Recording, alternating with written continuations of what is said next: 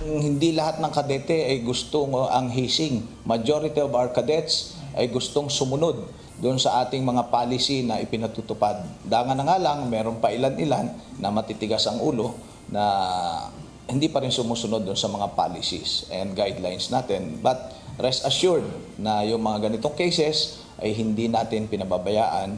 Naglaho na ang pangarap na maging pulis ng 7 kadete ng Philippine National Police Academy o PNPA. Ito'y matapos na pirmahan ngayong araw ni PNPA Acting Director Police Brigadier General Red Maranan ang dismissal order ng mga ito. Ayon kay General Maranan, walang puwang sa akademya ang marahas na gawain ng mga kadete. Tanggal na sila.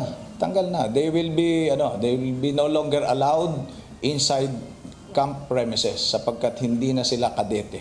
They can appeal, they can still appeal because that is part of due process. But as far as PNPA is concerned, they are no longer cadets. Sinabi din ng General na magpapatupad sila ng reforma sa PNPA upang wakasan ang hazing. Kabilang dito ang paglalagay ng CCTV sa loob at labas ng barracks. Ang una nating ginawa ay total segregation ng mga kadete. Bawat class ay inilipat na natin ng kanya-kanya munang barracks so that walang interaction na hindi nasusupervise ng mga tactical officers at assistant tactical officers. So ngayon, fully segregated sila.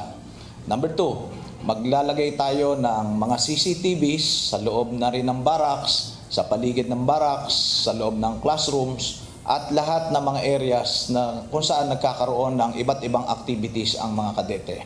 Maging ang pagsusuot ng body-worn camera ng mga tactical officer na nangangasiwa sa mga kadete. Samantala, bukod sa pagtanggal sa akademya, sinampahan na rin ang criminal case ang 7 kadete na sangkot sa hazing noong April 3. Ang mga ito ay kinabibilangan ng mga 3rd class cadet na sina Harold Hehe, Lance Gayramon, Miko Escalante, Renz Matthew Kutab at Renald Bruno.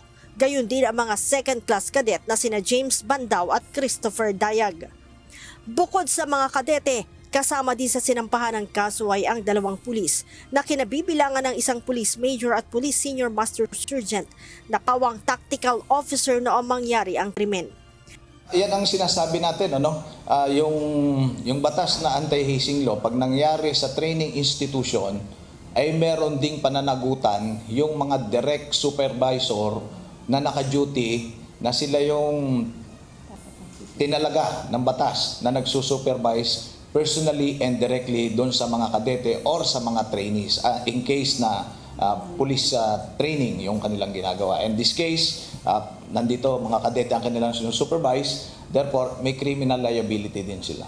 Samantala, panibagong hazing din ang natuklasan ng pamunuan ng PNPA noong April 19 matapos na magsagawa ng body check sa mga kadete. Nakitaan ang mga ito ng mga pasa sa kanan at kaliwang paa. Sinabi ni Brigadier General Maranan, nakakulong na ang mga suspect na pawang mga 3rd class cadet sa Silang Municipal Station. I immediately ordered the arrest of these 2 cadets. In-inquest natin sila and they are detained now at Silang Municipal Police Station. So hindi natin kukonsintihin, we will not treat these cases with kids gloves and we will implement anti-hazing law inside the Philippine National Police Academy to the letter.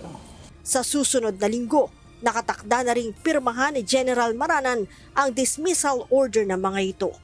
Dagdag ni General Maranan, bilang kadete kailangan ng mataas na antas ng disiplina, maging responsableng tagasunod upang maging maayos na tagapagpasunod paglabas ng akademya.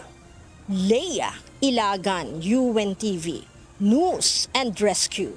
Diyos ang aming sandigan, serbisyo publiko ang aming pinahahalagahan.